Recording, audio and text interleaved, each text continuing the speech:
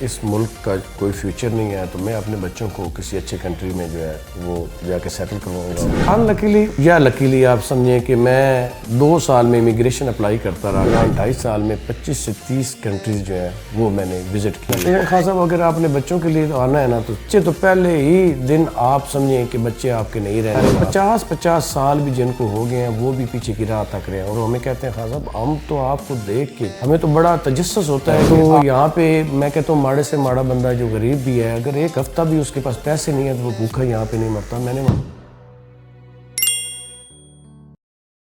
بسم اللہ الرحمن الرحیم۔ میں آپ کے ساتھ ایک پرسنل ایکسپیرینس شیئر کرنا چاہتا ہوں۔ میں کو آج سے 3 سال پہلے اس مائنڈ میں تھا کہ اس ملک کا کوئی فیوچر نہیں ہے تو میں اپنے بچوں کو کسی اچھے کنٹری میں جو ہے وہ جا کے سیٹل کرواؤں گا، ان کی ایجوکیشن اور ان کو کسی بھی ملک کا PR یا اس کی ان کو پاسپورٹ لے کے دوں گا تاکہ میرے بچوں کا فیوچر اچھا ہو۔ تو اس بارے میں نے ایک ویڈیو بھی بنائی تھی، باہر کیوں جاتے ہیں اور کیا باہر کے بینیفٹس ہیں۔ انلکیلی یا لکیلی آپ سمجھیں کہ میں 2 سال میں امیگریشن اپلائی کرتا رہا، 2.5 سال میں میری کسی بھی کنٹری کی، میں نے کینیڈا کی امیگریشن اپلائی کی، میں نے یورپ کی میں نے اور بھی کچھ کنٹریز کی، لیکن میری 2.5 سال میں کسی بھی کنٹری کی امیگریشن نہ ہوئی، نہ مجھے پیسوں کا مسئلہ تھا، نہ انویسٹر ویزا لگا، نہ میرا کوئی بھی ویزا اس طرح کا میری فیملی سمیت کسی قسم کا کوئی نہیں لگا۔ اس دوران ایک جو خوبصورت بات یہ ہو گئی کہ میں نے اس دوران 2.5 سال میں 25 سے 30 کنٹریز جو ہیں وہ میں نے وزٹ کیے، اور ایک بات مجھے سمجھ آئی اور آج میں اس نتیجے پہ پہنچا ہوں کہ میں پاکستان میں ہوں اور میں پاکستان میں ہی کام کروں گا، اور میری اگلی زندگی جو ہے وہ پاکستان میں رہے گی اور میرے بچوں کی بھی پاکستان میں رہے گی۔ اس کی بیسک وجہ کہ میں یورپ کے کافی کنٹریز وزٹ کیے ہیں، وہاں پہ دوست احباب بھی ہوتے ہیں، کوئی آپ کے میزبان بھی ہوتے ہیں، تو وہ مجھ سے یہی پوچھتے تھے، تو میں کہتا تھا کہ میں نے بچوں کی یار امیگریشن کرنی ہے تو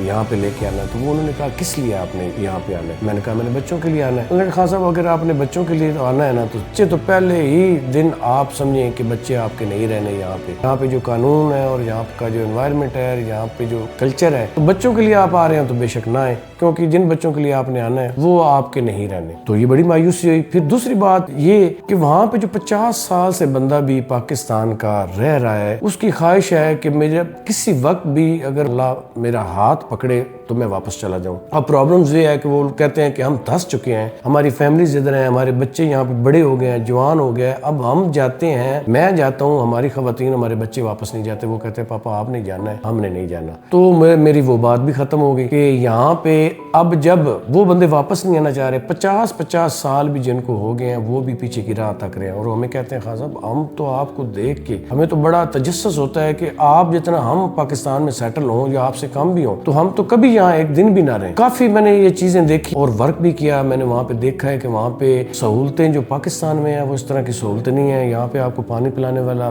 بندہ علیحدہ ہے، کھانے لینے والا علیحدہ ہے، آپ کی ڈرائیور علیحدہ ہے، اگر آپ تھوڑے سے اللہ پاک نے آپ کو دیا ہوا ہے تو یہاں پہ میں کہتا ہوں ماڑے سے ماڑا بندہ جو غریب بھی ہے، اگر ایک ہفتہ بھی اس کے پاس پیسے نہیں ہے تو وہ بھوکا یہاں پہ نہیں مرتا۔ میں نے وہاں پہ دیکھا ہے کہ آپ کے پاس پیسے نہیں ہے تو آپ ایک قدم بھی نہیں چل سکتے۔ تو یہ ساری چیزیں 2.5 سال میں نے دیکھتے ہوئے میں نے یہ فیصلہ کیا ہے کہ میں اب یہ پاکستان یا کسی کنٹری کی امیگریشن بچوں کے لیے نہیں کرواؤں گا، میرے لیے میرے پاکستان ہی بہتر ہے۔ اور پھر میں نے جا کے یہاں پہ پاکستان میں اپنا کام شروع کر دیا اور کام کرنا ہے، جو بھی زندگی اگلی میں نے سوچی ہے وہ میں نے پاکستان میں ہی رہنا ہے، اور جو بھی کام کرنا ہے میں نے پاکستان میں ہی کرنا ہے۔ اور پاکستان جیسا ملک کوئی نہیں ہے، یہاں پہ مجھے نہ کوئی لینگویج کا پرابلم ہے، نہ مجھے کوئی کلچر کا پرابلم ہے، میرے عزیز و اقارب ہیں، میرے دوست ہیں، یہاں پہ مختلف کمیونٹیز کے ہم حصہ ہیں۔ مجھے آج بھی پتہ ہے کہ باہر والے دوست یہ کہتے ہیں کہ جب پیچھے کوئی بندہ ہمارا فوت ہو جاتا ہے تو آپ کو بتا نہیں سکتے کہ ہم ویڈیو کال پہ وہ فوت کی اٹینڈ کرتے ہیں۔ کسی کی شادی ہو رہی ہوتی ہے تو ہم گھر میں اگر چند بندے گئے ہیں تو چند بندے نہیں جا سکتے، وہ باقی ہم ادھر بیٹھ کے اس کو، ہمیں پتہ ہے کہ جس مایوسی سے ہم اس